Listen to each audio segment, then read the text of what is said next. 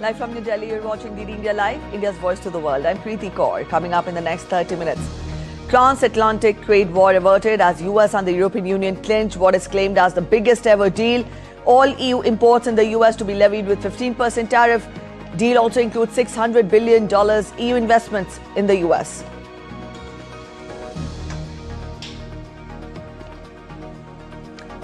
Senior US and Chinese negotiators will meet in Stockholm to renew negotiations today as they plan to tackle long-standing economic disputes at the center of a trade war between the world's two top economies. Thailand and Cambodian leaders to meet in Malaysia for peace talks to end the border hostilities that has killed at least 34 in the last 4 days.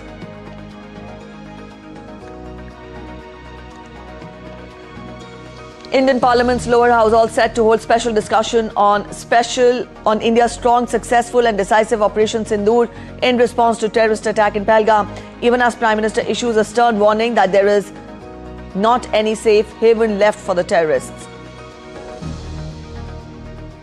In sports, the wait to crown the Queen of Chess continues as the All-Indian FIDE Women's World Cup final between Divya Deshmukh and Koneru Humpy moves into the tie-break stage. And in cricket, Ravindra Jadeja and Washington Sundar dug it out at the Old Trafford as helped India secure a hard-fought draw against England in the fourth test.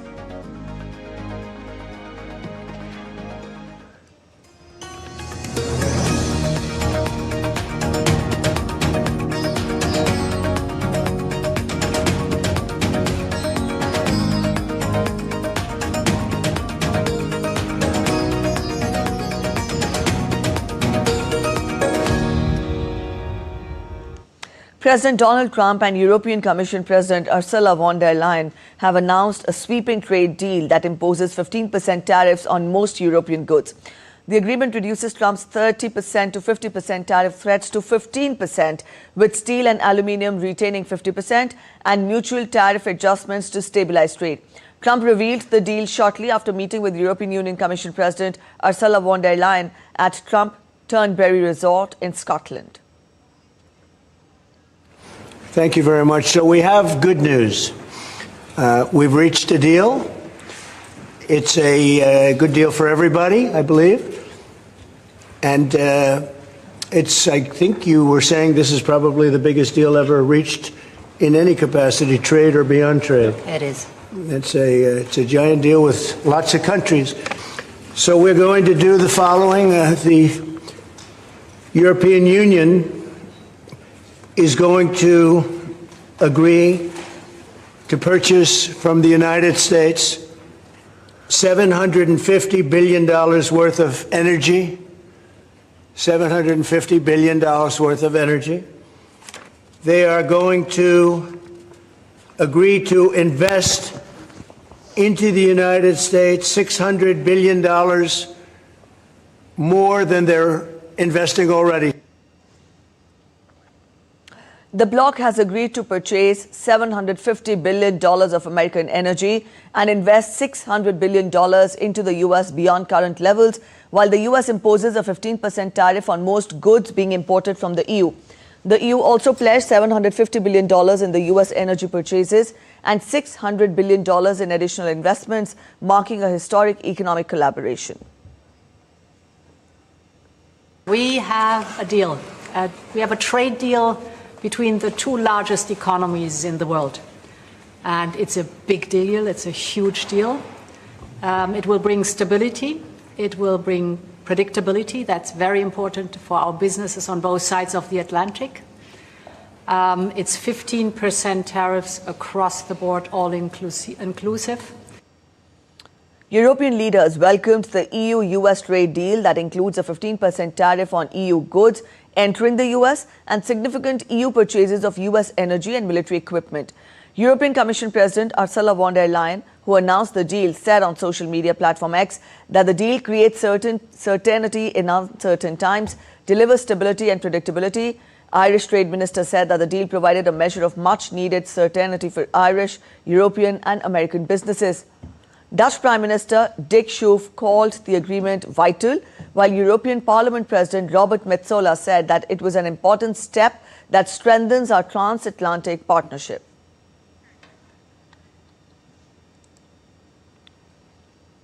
UK Prime Minister Keir Starmer will meet US President Donald Trump in Scotland on Monday.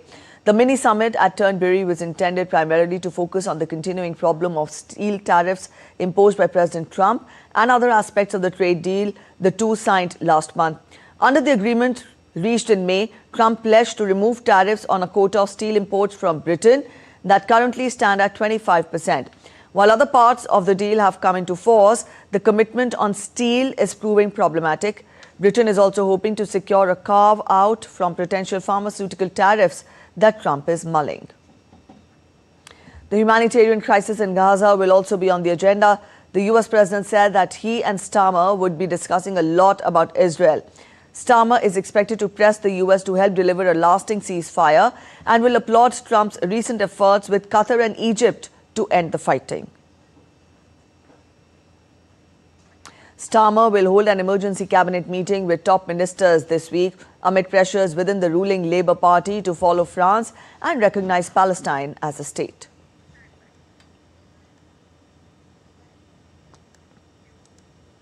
Senior US and Chinese negotiators will meet in Stockholm on Monday to tackle long-standing economic disputes at the center of the country's trade war.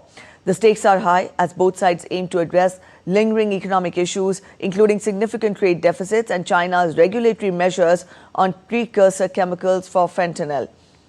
The US seeks to enhance its export opportunities to China, while Beijing demands easing of US tariffs, including those related to fentanyl, to resolve trade disputes.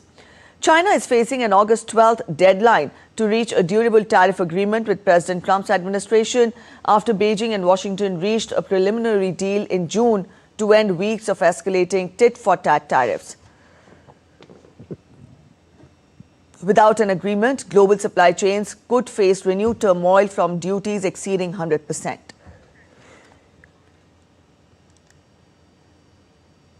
Leaders of Thailand and Cambodia will attend mediation talks over their deadly border conflict in Malaysia on Monday.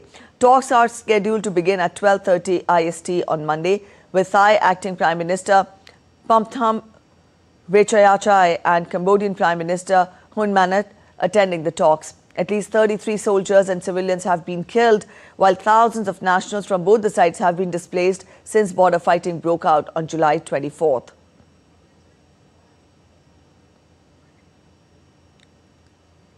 Meanwhile, the situation remains tense and the two sides seem to be preparing intensified military operations to inflict maximum damage in the final stages before negotiations.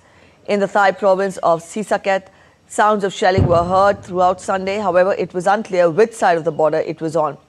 Thailand and Cambodia have bickered for decades over undemarcated points along their 817 kilometers land border, with ownership of the ancient Hindu temples Tham Mon Thom and the 11th century Priya Vihar central to the disputes.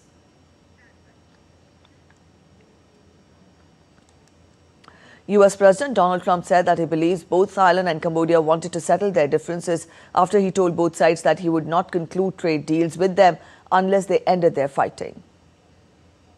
I called the prime ministers of each, and I said, we're not going to make a trade deal unless you settle the war. A lot of people are killed, you know that, in a short period of time. The border, they're fighting pretty like wild. And I spoke to both of the prime ministers, and I think by the time I got off, I think they want to settle now. The Israeli military released footage on Sunday, it says, shows 8 boxes and trucks at Kerem Shalom crossing. Israel has announced a halt in military operations for 10 hours a day in parts of Gaza and new aid corridors as Jordan and the United Arab Emirates airdropped supplies into the enclave. The military said the designated secure routes for convoys delivering food and medicine will also be in place between 6 a.m. and 11 p.m. This will be starting from Sunday. Israel has been facing growing international criticism, which the government rejects over the humanitarian crisis in Gaza, and indirect ceasefire talks in Doha between Israel and Hamas have broken off with no deal in sight.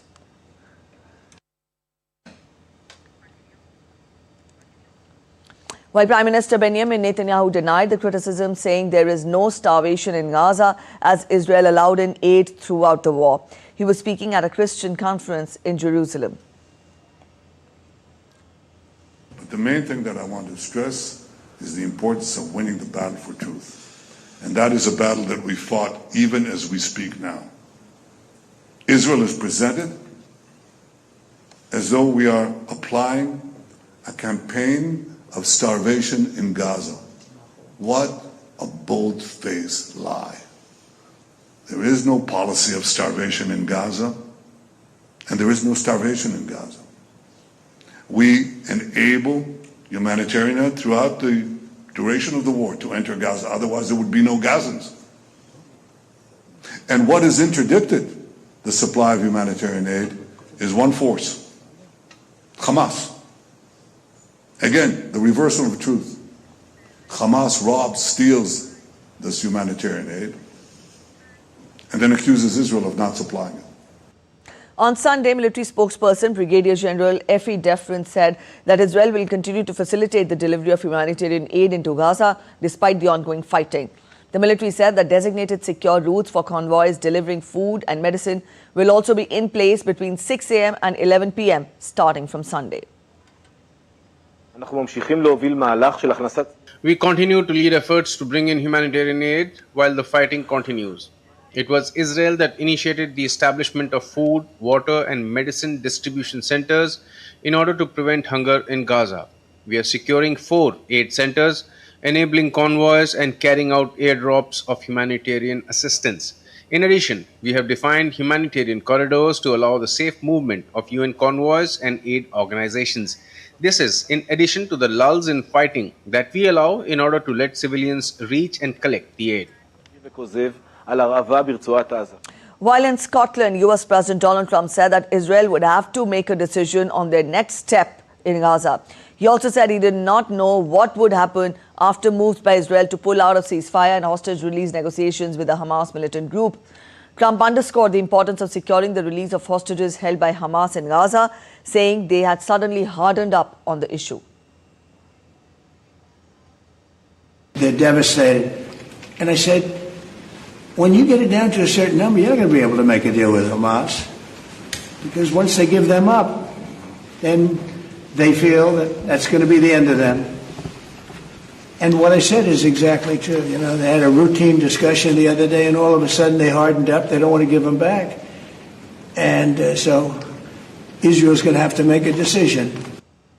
In a tragic incident, a regional passenger train derailed in southwestern Germany on Sunday, killing at least 3 people and seriously injuring 50 others. Rescue operations were complete, but the investigation is still going on. Over 120 rescue workers had originally been called to the scene after the derailment and were added to as the extent of damage became clear.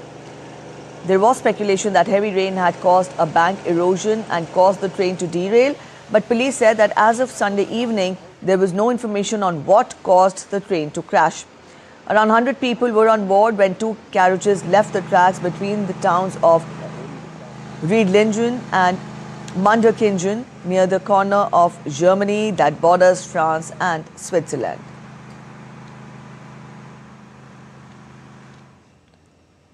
The stunning fireworks display to unveil Maldives' main airport new international passenger terminal has broken the Guinness World Record for the largest synchronized display till date. Largest number of simultaneous synchronized fireworks were set off from the 9 different locations across Male, Hulmale and the airport island Hulhule. The Guinness World Records presented the certificates to the Maldives Airports Company at a ceremony held to welcome the first airline at the new terminal at Vellana International Airport. The performance was followed by hundreds of drones displaying key highlights of the country's independence and the historical journey of VIA, capped off by the record-breaking fireworks display.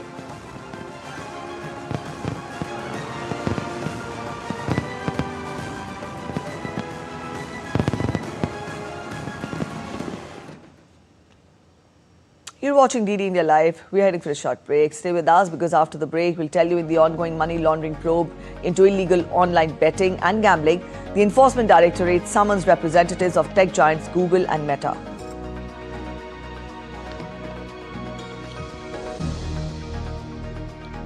England beats Spain in penalty shootout to win the UEFA Women's Euro 2025 title. Stay with us as we get you details of the competition where these little heartthrobs won hearts and enthralled all.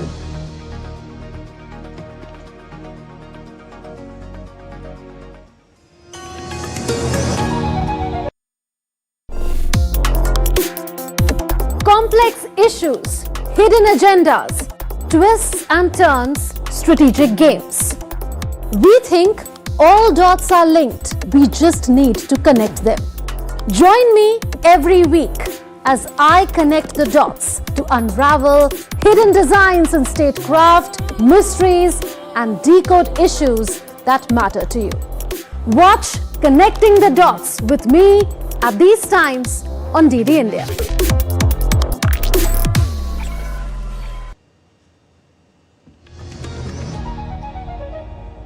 Welcome back after the break. You're watching DD India Live. The first week of disruption in Parliament's monsoon session is set to give way to a fiery debate on the Pahalgam attack and Operation Sindoor from today. The lower house of the Parliament is set for a high-voltage debate on the Pahalgam attack and Operation Sindoor from Monday as the ruling National Democratic Alliance, or the NDA, led by Bharatiya Janata Party and the India Bloc, have agreed to end the stalemate. 16 hours have been allocated to both the houses for a debate on these issues.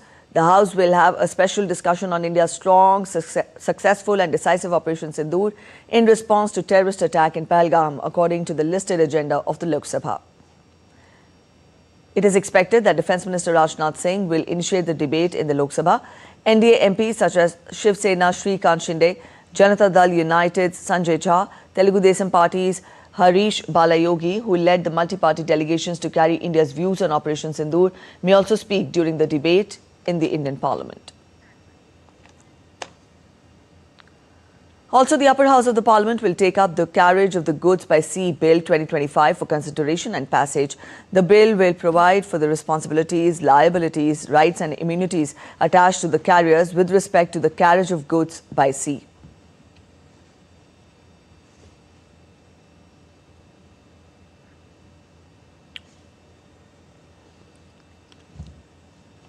Also, the lower house of Parliament will discuss the readjustment of representation of scheduled tribes in assembly constituencies of the state of Goa Bill 2024. This bill will provide for readjustment of seats in the Legislative Assembly of the state of Goa so far as such readjustment is necessitated by inclusion of certain communities in the list of the scheduled tribes in the state of Goa. Union Minister Arjun Ram Meghwal will move the bill to be passed.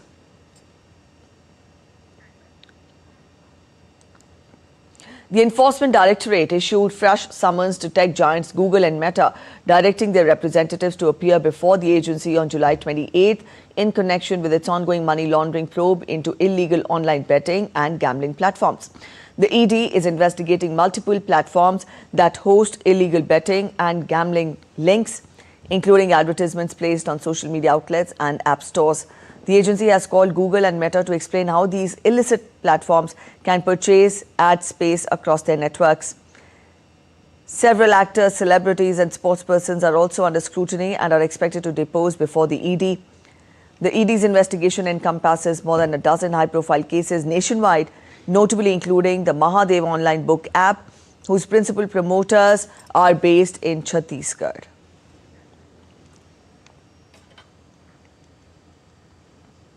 The Supreme Court of India is set to hear on Monday the petition filed by Justice Yashwant Verma of the Allahabad High Court, challenging the findings of a three-judge in-house inquiry committee and the recommendation by former Chief Justice of India, Sanjeev Khanna, to initiate impeachment proceedings against him. Justice Verma has alleged that he was denied a fair opportunity to respond to the allegations before the committee concluded its report. The controversy stems from an incident on March 14th, when a fire broke out at Justice Verma's residence in New Delhi, where he then served as a judge of the Delhi High Court. The fire personnel allegedly discovered a large amount of cash at the site. Justice Verma was not present at the time of the incident. Let's get to updates from the world of business now. Members of a union representing workers who assemble fighter jets in two Boeing factories rejected the U.S. aircraft manufacturer's proposed new contract, paving the way for possible strikes. More than 3,200 members of the union employed at Boeing facilities in the Midwestern states of Missouri and Illinois rejected the company's contract offer. The workers, part of IAM branch 837, will go on strike if no deal is reached with the aerospace giant in the next 7 days.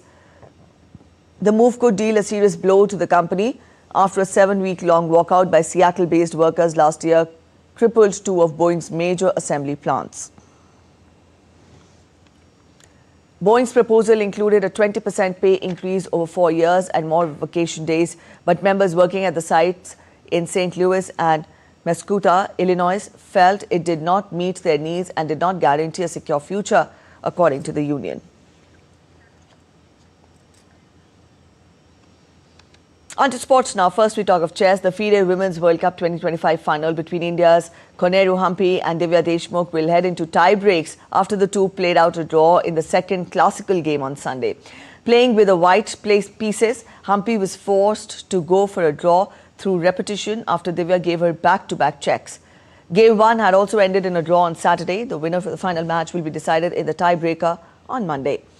All Indian clash guarantees a spot in next year's FIDE Women's Candidate Tournament, where the winner will earn the right to challenge Zhu Wenjun for the World Championship title. Shubman Gill-led India secured a hard-fought draw in the fourth test against England on Sunday to keep the series alive going into the final game. England scored a mammoth 669 runs in the first innings to take a 311-run lead. After losing 2 wickets with 0 runs on board at the start of the second innings, India batted for over 5 sessions to end the final day on 425 for 4. A gritty 100 from Gill, backed up by unbeaten centuries from Ravindra Jadeja and Washington Sundar, helped India script a sensational comeback. England lead the 5-match series 2-1. India will be hoping to end their tour with a win and draw the series 2 each. The fifth and final test begins on Thursday at the Oval in London. England defeated Spain 3-1 in a thrilling penalty shootout to win their second UEFA Women's Euro 2025 title on Sunday. Spain dominated possession and made the breakthrough in the 25th minute. However, England levelled in the 57th minute with Elijah Russo finding the back of the net. Both teams could not find another goal before the end of the normal time, and the story continued through extra time. The Spaniards got the shootout off to a good start, but England keeper Hannah Hampton stepped up and saved consecutive shots to put England in the driving seat.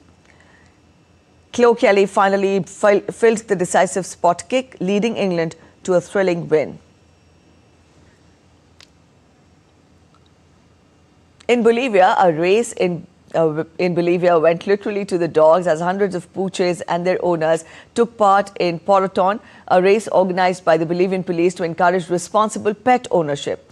The event aims to promote awareness about animal care, protection and love.